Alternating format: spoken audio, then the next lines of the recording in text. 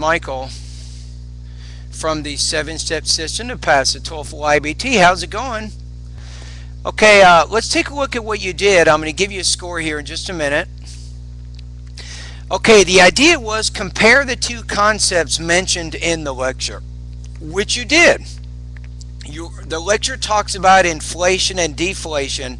You're having some problems with pronouncing the word deflation, deflation, inflation, and I think you compared them, and you compared them in terms of the definition.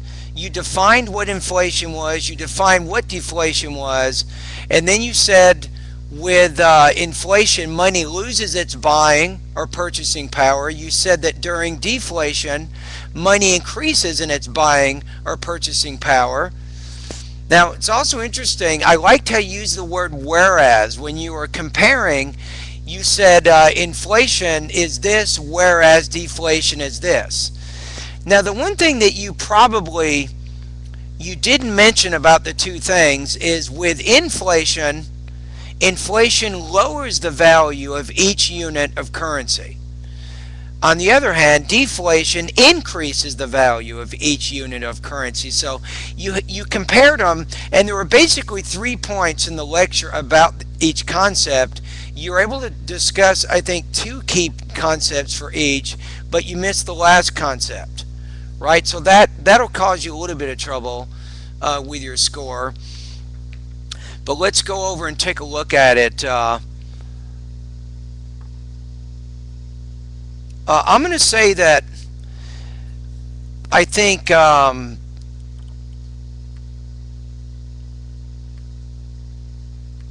going to put you in probably, I'm going to put you at 23 points out of 30. So in terms of topic development, your response has some incompleteness. I'm not going to say inaccuracy. I think you understand what you were talking about. I think you understand what you listened to, right? But you did have that third point you did mention. So I think that'll cause you a little bit of trouble. In terms of grammar and language use, when you got to the second point of deflation, there were a couple of words in there that you left out that will cause you a little bit of trouble.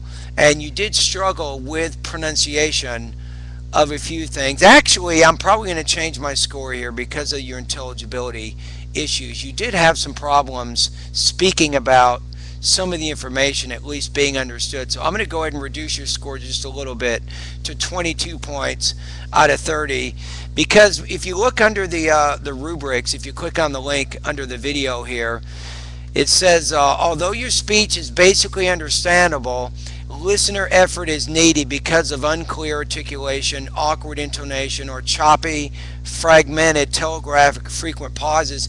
There were a few times in the speech you kind of lost your way. You stopped, you stumbled, and then you tried to refigure or reestablish what you wanted to talk about. So those interruptions were a little bit distracting. Overall, though, not bad. That was a very tough practice test, and you did a pretty good job with it. So 22 points out of 30, or 2.83 out of 4 on that one.